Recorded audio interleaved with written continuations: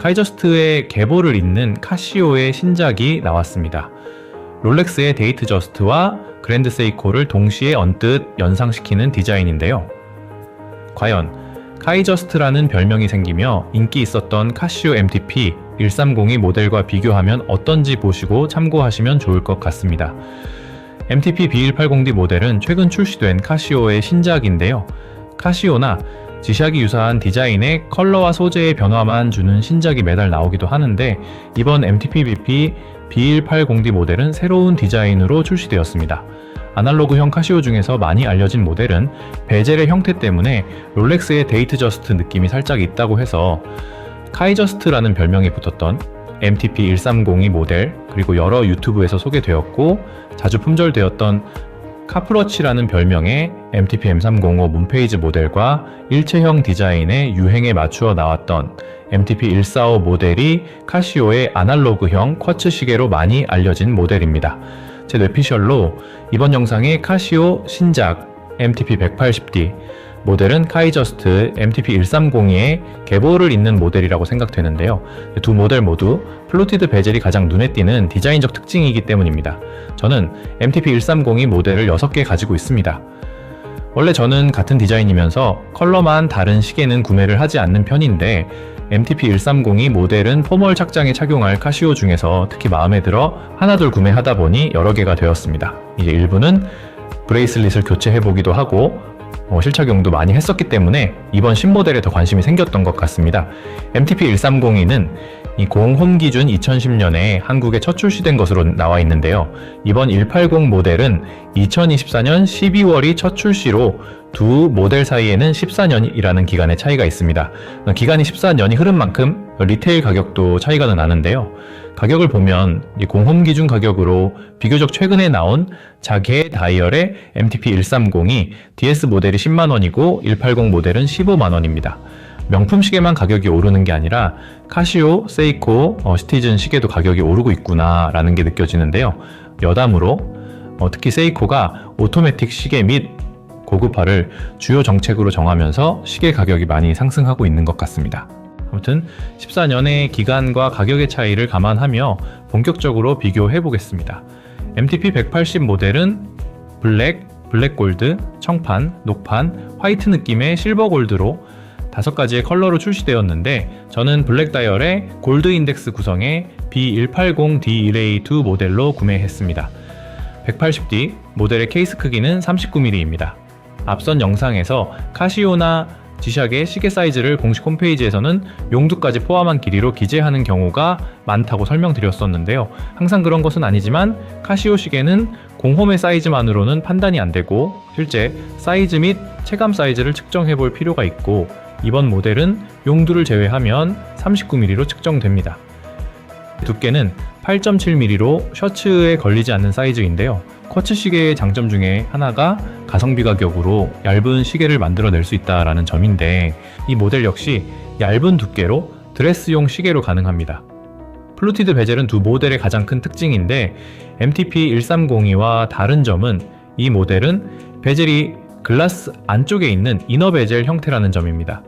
MTP 1302 모델은 일반적으로 생각하는 시계의 형태, 즉 외부 케이스에 베젤이 플루티드 형태로 되어 있는데 이 모델은 플루티드 베젤이 글라스의 내부에 위치하고 있는 이너 베젤의 형태로 되어 있는 점이 특징입니다.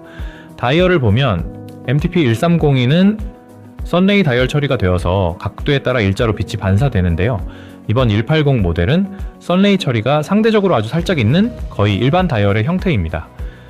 썬레이 다이얼은 취향의 영역이라 어떤 게 더 좋다라고 평가하기는 어렵고 다이얼의 마감면에서는 두 모델의 수준이 비슷한 것 같습니다. 저는 초접사 촬영을 할 수 있는 장비가 없기도 하지만 접사 촬영에 대한 관심이 크지 않은데요. 대부분의 쿼츠 시계 정도에는 육안으로 식별되는 수준의 만족도면 충분하다고 생각하기 때문입니다. 그런 기준으로 보면 두 모델 모두 카시오답게 깔끔한 마감을 보이고 있습니다. 인덱스를 보면 180 모델이 1302보다 추가적인 가공이 들어가 있고 인덱스 바의 단면 등에 더 신경을 썼다라고 생각합니다. 1302 모델의 인덱스는 르호와 이격되어 있는데요. 추상적인 표현이지만 가운데의 인덱스가 붕 떠 있는 듯한 느낌이 있었습니다. 그런데 이번 180 모델은 인덱스가 르호와 가깝게 위치하고 있어서 제가 선호하는 다이얼의 형태에 더 가까웠습니다. 핸즈를 보면 130이 모델은 핸즈의 끝이 둥글고 야광에 흰색 바가 있는 데 비해서 180 모델은 야광을 포기하고 금속 단일 색상입니다. 어차피 높은 수준의 야광이 아니기 때문에 저는 야광을 포기하더라도 180 모델의 단일 색상 핸즈가 더 깔끔한 것 같습니다. 그리고 180 모델은 세이코 시계의 상징과 같은 칼침 핸즈 정도까지는 아니지만 끝이 뾰족한 형태의 핸즈입니다. 그랜드 세이코가 과거에 비해서 많이 알려지면서 칼침 핸즈를 선호하는 분들이 많아지는 것으로 알고 있는데 그런 칼침 핸즈의 유행과 선호도가 반영된 것 같다는 생각을 해보았습니다. 러그의 마감 처리에서도 두 모델은 차이가 있는데요. 130이 모델은 러그를 윗면과 옆면 모두 폴리싱 처리를 한 것과 다르게 180 모델은 옆면은 폴리싱이지만 윗면은 브러싱 처리를 했습니다.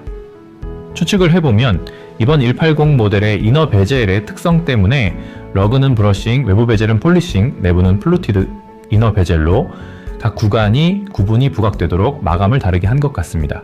카시오나 일본 가성비 가격대 시계의 브레이슬릿에서 고급감을 기대하는 분은 당연히 없을 텐데요. 그래도 나름의 장점을 찾아보자면 속이 빈 철판형, 브레이슬릿은 시계의 무게를 가볍게 한다는 장점이 있고 오마주 브랜드의 브레이슬릿을 보면 너무 날카로워서 다칠 것 같다는 생각까지 드는 경우가 있는데 비해서 카시오는 할 수 있는 범위 내에서 최대한을 했다고 느껴질 만큼 깔끔하게 마감을 했습니다. 이렇게 가격대에 맞는 소재와 가공 공정 범위 내에서는 최대한 좋은 품질을 생산한다 라는 점이 중국 시계의 공세에도 아직까지 카시오가 가성비 시계 시장을 잡고 있는 이유 중 하나라고 생각합니다. 브레이슬릿 이야기를 더 해보면 MTP130이 모델은 너비가 10mm의 사이즈이고 이번 180 모델은 22mm입니다. 이 부분이 조금 아쉬운데요. 40mm 이하의 시계는 20mm가 더 어울린다는 생각이 들기도 하고 미학적인 최적의 비율까지는 모르겠지만 두 시계를 놓고 보았을 때 직관적인 느낌은 20mm의 130이 모델이 케이스와 브레이슬릿의 전체적인 비율이 더 좋아 보였습니다. 두 모델 다 브레이슬릿의 가운데는 폴리싱 처리를 해서 단조롭게 보이지 않도록 했는데요. 180 모델은 너비가 조금 더 넓은 이유 때문인지 가운데 부분에 양쪽에 일자 형태의 라인을 추가했습니다. 버클을 보면 130이 모델은 당겨서 뜯어내는 구조이고 이번 180 모델은 버튼형 버클로 되어 있습니다. 카시오 시계의 마감이 좋다고 하더라도 브레이슬릿의 버클을 잡아당기는 오픈 방식은 부드럽지 않고 빡빡하게 느껴지는 한계점이 있는데요. 그런 점에서 이번 180 모델의 버튼형 버클이 오픈할 때 더 부드럽고 편하게 느껴지는 장점이 있습니다. 지금까지 내용을 정리하면 두 모델 모두 가성비의 카시오 수준에서 심플한 아날로그형 시계를 찾고 있다면 괜찮은 선택지라고 생각하는데요. 이미 그 인기로 검증된 카이저스트는 여전히 카시오의 아날로그형 시계 중에서 무난하게 선택할 수 있는 모델이고 특히 플루티드 베젤을 좋아하신다면 더 추천드릴 수 있습니다. 그리고 180 모델은 다른 데이트 저스트, 오마주 시계와는 차별점이 있는 이너 베젤의 형태라는 점과 끝이 뾰족한 칼침의 핸즈 형태가 마음에 드는 분들에게 추천드리면 좋을 것 같습니다. 끝으로 저는 1초마다 끊어지는 핸즈의 움직임과 초침 정렬에 대해서 전혀 신경 쓰지 않기 때문에 쿼츠 시계를 좋아하는데요. 이번에 영상을 준비하면서 두 모델을 자세히 보다 보니 두 모델 모두 초침 정렬이 잘 되어 있는 것을 보고 카시오가 인정받는 시계 브랜드인 이유를 다시금 느꼈습니다.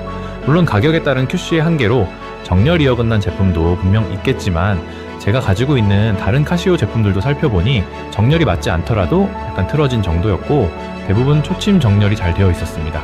이렇게 카시오의 신작 MTP 180 모델에 대한 영상이었는데요. 또 다른 모델의 영상도 준비해보겠다고 말씀드리면서 영상을 마치겠습니다. 쿼츠타임 채널의 카시오 패스였습니다. 감사합니다.